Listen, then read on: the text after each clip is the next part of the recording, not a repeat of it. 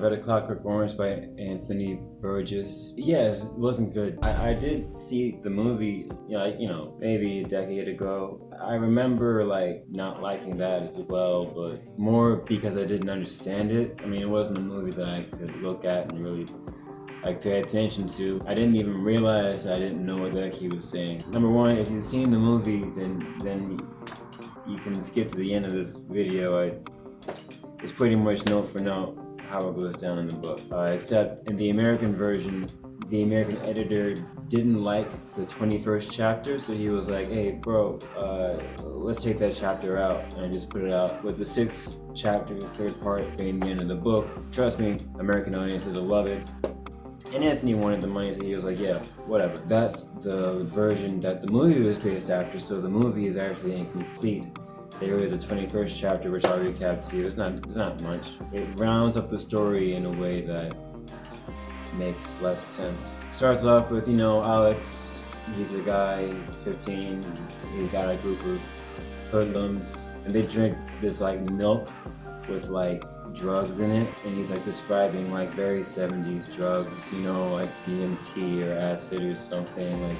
It's all very psychedelic. What he does is he takes the milk that gives you all knives and stuff that makes you want to go out and mess people up. You know what I mean? He takes the meth. He doesn't take the acid. So when he starts to get a little jolted up, he starts being like, all right, yo, let's go out and mess people up. So he goes out and starts messing people up, him and his crew, and just terrorizing old folks. And apparently that's just all it is in this town. Is during the day, all the normal people. He calls them the starry people. I guess starry means old or something. His Nadsat language is some kind of Americanized or anglicized version of Russian words and stuff. It just kind of ends up being words that don't make any sense when you read it, which is super dope when you're first going through it, because it's I like it from a hip-hop perspective. I get to learn a new kind of slang, but it's very hyper immersive world building, you know what I mean? Once you get used to it and figure out what he's talking about, it's really good. The freaks come out at night. It's all hoodlums. They all terrorize all the old folks. So he messes with some guy who's got books. Why would you read? And he goes out and meets up with the other people who are raping some girl, and he starts to fight with them. And then he goes out and goes to a bar where some old ladies are like, oh, we got your back, because he buys them beer. They'd say that he was here all night and he wasn't out, messing people up, alibis. Yes, an alibi. Carjack or something. He gets the car, goes to home, busts to the guy's house with a girl, and he rapes the girl, and he beats the guy up, and he's got a book, and the book is titled A Clockwork Orange, roll credits, and he rips up the book in front of the guy, and it's all bad, and he lives with his folks. His folks just kind of let him do his thing, but then he turns the radio all the way up while everyone's sleeping, so he's the terror of the house, you know what I mean? His folks are lying to themselves. The story is that he goes out and works at night or whatever, but he comes up with money. He puts money in his pop's hand, and Pop asks no questions. So he's low-key a baller, but he's a thief. His dad is what do you do? Because he's been caught up, for being in trouble before. Dad tells his dad, I've been working, but with an edge, punking his dad, not even trying to, just punking his old man. But then he's got a headache, so he can't go to school, you know what I mean? We've all had surprise sicknesses. And so to get rid of his surprise headache, he goes out during the day, and he goes to the disc shop. He looks for some symphony or whatever, I don't care. And then he finds two 10-year-old girls who are little catch me outside girls. They have their own Nadsat talk too, but they be talking some way that he don't really understand. He's trying to get at these little girls or whatever, and he's 15 and a low-key a baller, but also a thief. And these little girls are low-key whores, but still very much children. So he's what, y'all hungry? So they go out and eat, and these girls, go out and eat low-key whores or children. I'm gonna get demonetized. I'm gonna get canceled. The girls eat all his food or all his money, and then he's come to my place. You can play your bullcrap pop music over at my house. So they go over to his house and they play their bullcrap pop music. He hit it one time with both of those girls that are like 10 years old and he's 15. It's, you know what I mean? It's statutory rape! And then he puts on his like crazy music or whatever, and then he like hate fucks those girls, and like they be like getting bruises and stuff because he like does it his way now. So I mean, that's also in the book. The hoes go, he go downstairs and like the homies are downstairs like graffitiing. Oh, he gets a dream though. He gets a dream where it's like Dim is like big, Droog like strong, but Dim is like whipping him, and Georgie is like a general like telling Dim to whip Alex. And so he wakes up to that, and so he's low-key like, oh, I better watch out, because I guess he's comfortable with telling the future. He goes downstairs, and then they're all like upset about him like being the leader, or saying he's the leader. So Georgie, or whatever one it is, I guess it's Georgie, gets at him with the like, we want to do it democratic like, and he's like, okay, whatever folks, let's do it democratic like. But he's like, nah. And in the back of his mind, he's like, all right, I'll show you all democracy. And so he knife fights with Georgie, slashes him up, Georgie and Dim I think too, or whatever. And then it's like, you guys alright? Yeah, but you guys are under my heel, yo. It's, you know, Georgie I think is like, yo, okay, but here's the plan that I was thinking of after they got sliced up. There's a spot down the way where they could boost something off some old lady's house and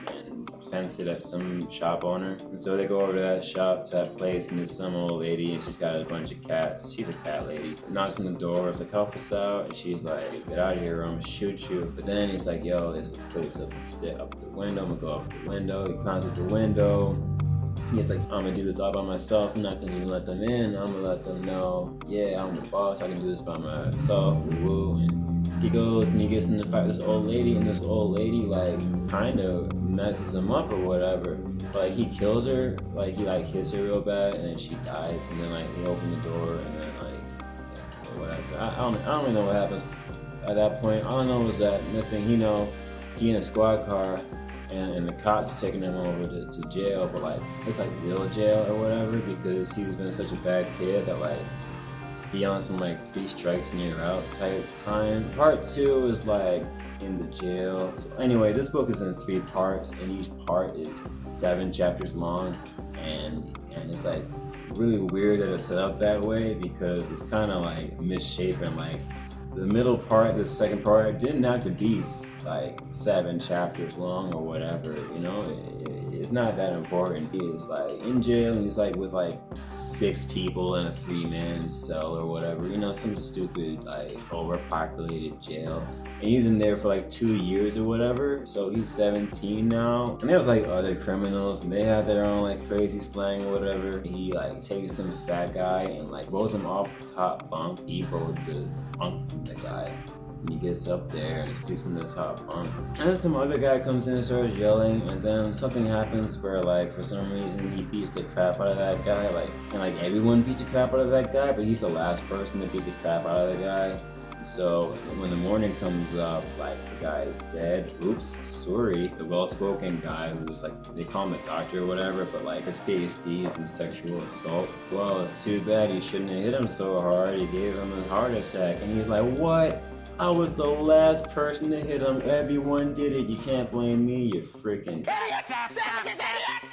Jesus. That was like the last straw for the people who like he's with. Okay, well, since he's such a bad kid and he's only doing more bad things in jail, let's do this super hardcore Ludovico technique on him to force him to be good. And the prison chaplain is like a real cool bloke who like smokes and drinks. He was like low-key sad about Alex doing the Ludovico technique because he was gonna take away his free will, and so he's getting super sauced up and sobbing to Alex about how they're gonna take away his humanity or something. And Alex is like, what do you mean they're gonna give me my freedom, bro? But you know, what's freedom mean when you can't make choices? Yada yada yada. And he goes to like super swanky Ludovico technique.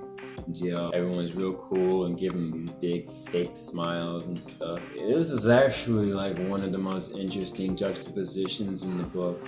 It's because like the jail people are like super like they be hitting them for no reason and stuff. But like the Ludovico technique people are like super duper like condescending but polite, you know what I mean? Like they're all smiles, but they don't care about your humanity any more than those freaking policemen did. So some super hot nurse comes out to him and gives him a shot of like what he assumes are vitamins, but she doesn't say a thing to him. She just hits him with the hypodermal, and then he's like, whatever, yo. And then some other guy comes up with the wheelchair, and he's like, no, I can walk. And he's like, I better get the wheelchair, bro.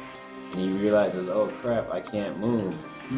Must spend those vitamins. So he gets rolled in and they see the movies. And he's like, oh, I get to watch a movie. Yeah. And it's like all bad stuff, like people getting killed and burned alive. It's like Live Leak 1962 up in here. Normally he's down for all of this, but like as he's watching it, he gets sick because of whatever, you know, the vitamins they pumped into him. And he's super sick, trying to throw up, and he's yelling like, stop, this is terrible. And the people behind the curtain are like, great, this is awesome, keep going.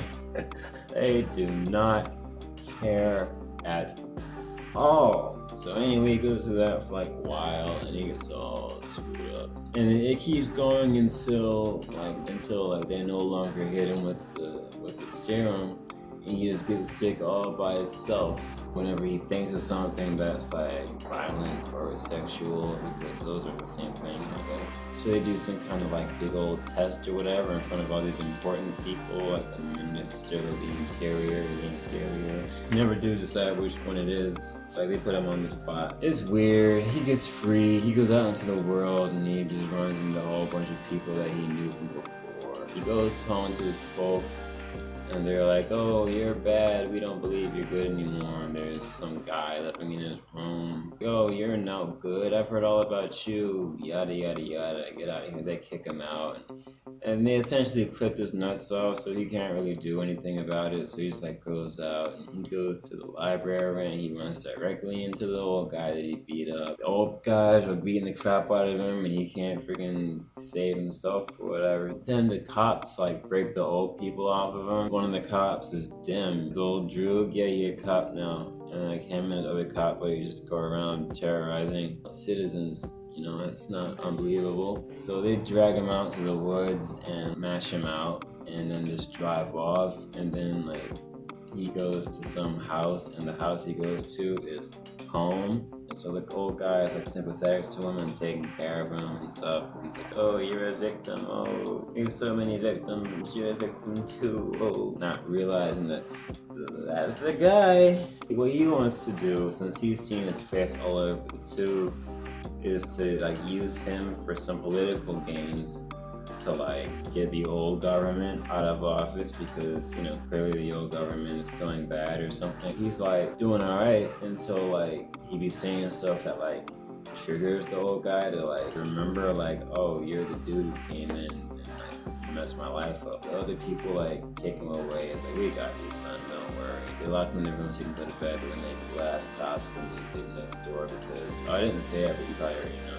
When they were doing the Ludovico technique, sometimes they'd play classical music, so he also gets sick when he hears classical music.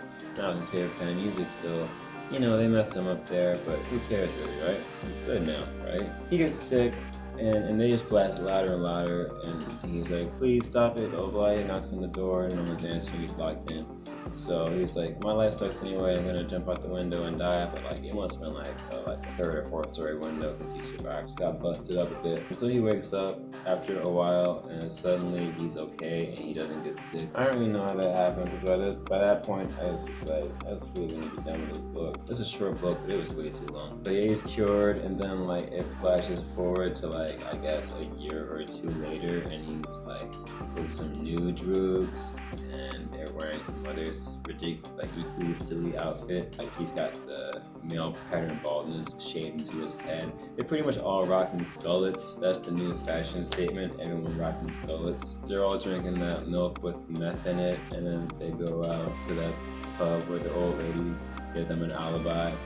And he's like, after those old ladies, I don't want to give them my money anymore. I want to earn it. And his homies are like, what do you mean earn it, bro? We take value. And he's like, I don't know, man. I don't want to do none of this stuff tonight. You guys do whatever you're going to do. I'm not going to do that anymore. And they're like, no, don't worry, bro. We'll wait till tomorrow. He's like, nah, don't wait up. Just do what you're going to do. I'm going to do what I'm going to do. He goes to a cafe or something to get chai and to just chill like a normie. And there's like a cool couple next to him that he's like, man, I wish I was not alone all the time.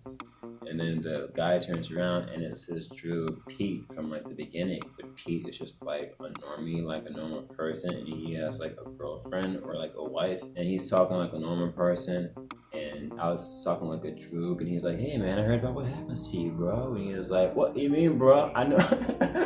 Talking all crazy, you know what I'm saying? And his wife is like tee-heeing at that, like, you used to talk like that too? That's so funny. You know, not knowing that, you know, her husband was like a freaking murderous psychopath in the street. But essentially, you know, it comes to a set like, yo, maybe I'm growing out of this crazy street life. Maybe I should just live like a normal person. When you're just a youth, you don't really have any control anyway. Maybe now it's time for me to gain control of myself. The end. This isn't gonna be like an airtight theory. It's just low key, like exactly why I'm not really like digging the book conceptually, right? Because it's the whole like moral of the story is like, oh, allow people to grow and flourish and change as they are supposed to, you know? You can't force people into change. It's like morally reprehensible or something. Sure, fine. So what are you going to do about the problem of criminality? They propose a solution. Okay, let's take away his freedom of choice. So now he no longer has the choice to act criminally or whatever. And that's bad for him, and it shows continually that it's bad for him in a very unrealistic way. Like, how are you gonna 100% all the time run into people that are your enemies, right? The most unbelievable part of the entire story is that latter half. Anyway, what are you gonna do about the criminality? What are you gonna do about Alex when he comes up to you and freaking told shocks the glazes off your ride? What's the move then, kid? Or Anthony Burgess? What's the move? No move given. Doesn't even address that. So I feel like the point he's making is pointless. You know what I'm saying? Why bring it up? That's the least problematic portion of the movie, the fact that the state took away Alex's right to choose. And then also, like, here's the most unbelievable portion. At the very end, he's like, oh, I grew out of my criminality. Oh, I don't feel like killing people anymore. And sure, that's fine, but like, is that how it's gonna be? Like, supposed to just let criminals run their course until they just, I don't know, get tired of robbing people? What's the move when it's like Jeffrey Dahmer? You know what I'm saying? Free TK, by the way. I kind of thought of TK at this point because, like, he a problem child too, and like, I'm not gonna say that he killed a guy, but he is serving 55 years for capital murder. And I'm not saying that he should be serving 55 years for capital murder, because it's my humble opinion that if he didn't shoot the guy, he shouldn't serve the sentence. The reason they gave him that sentence of 55 years is because he ran and bragged about it, and his rap career blew up off of it. It's a FU to criminals everywhere. That's what that is. It's, oh, you think you're better than us? Well, we'll show you. I'm not happy about that verdict. In the same way, I guess I wouldn't be happy about the Ludovico technique. But something must be done. There should be some kind of punishment. There should be some kind of rehabilitation. And to kind of just assert that there should be no attempt at rehabilitation is like a radical, dangerous idea. It's kind of like saying, oh, well, let's just let all the gangsters have the night. Let's let all the hooligans run around and knock around all the old people. That's not the answer. But also, it's not the problem that he was trying to solve. Like, that was just the state of affairs. So it didn't make any sense either. The whole book didn't make any sense. Also, like, the ending of the movie just made more sense thematically because there was no, like, redemption arc. The redemption was that he returned to being criminally insane. If that's the ending, it certainly makes a lot more sense than him weaning himself off of it just by, I don't know, naturally continuing on in his life. What kind of sense does that make? There is zero apology made for Alex throughout the entire thing. So I guess whatever, man. 1.7 arbitrary stars out of 5.